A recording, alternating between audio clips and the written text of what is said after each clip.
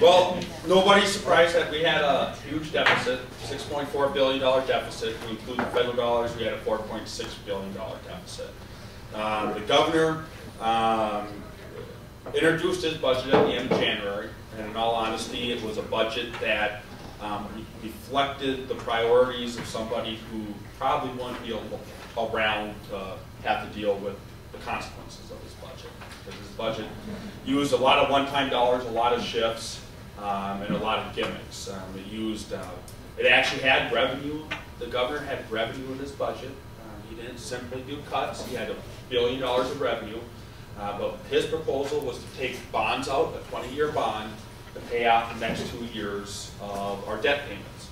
And to try to put that into... Wait a minute, he wanted to borrow money to pay debt? He wanted to borrow money to pay debt. And it was essentially taking a credit card to pay off a credit card.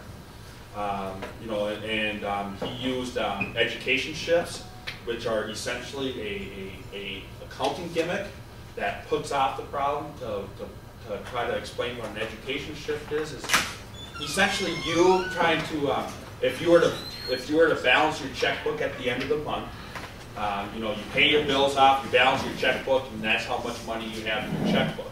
An education shift, we pay schools kind of the same way. We pay them at the end of one of the payments is at the end of the fiscal year. So instead of paying them at the end of the fiscal year, the education shift was saying, well, let's wait until the next biennium, July 1st, and pay them in the next fiscal year.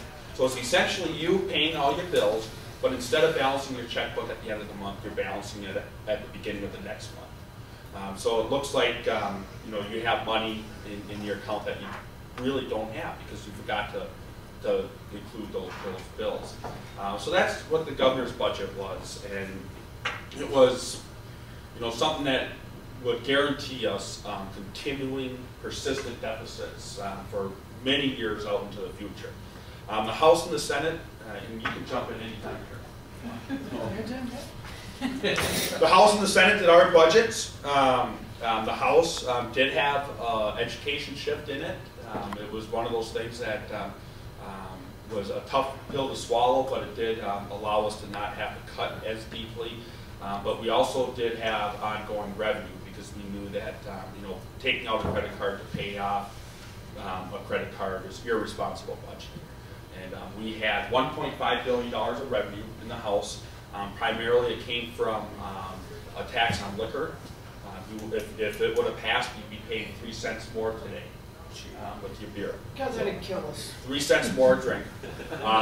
It had an upper income tax bracket for those making over, in the House, $300,000 would be paying a new 9% income tax bracket. Not a whole lot of money more for those most willing to pay for it. And I kind of want to put this into perspective because since we did talk about one of our neighboring representatives, he offered a bill that would give a pay decrease to public employees who made $100,000. And he said public employees making $100,000 can afford to contribute to Minnesota's solution. Well, if somebody making $100,000 can afford it, I think somebody making $300,000 definitely can. But for some reason, that logic didn't translate with him. And that, that's not law. This is where it that's our at $300,000, a family would have been asked to contribute $109 more a year. Not a month, but $109 more a year, 29 cents a day. As opposed to people donating their whole paycheck. Because under the governor's proposal and what the governor's planning on doing, we have tens of thousands of Minnesotans that are going to lose their job. Huge amount more that are going to lose health care and other benefits. It just seems like a very little bit to ask.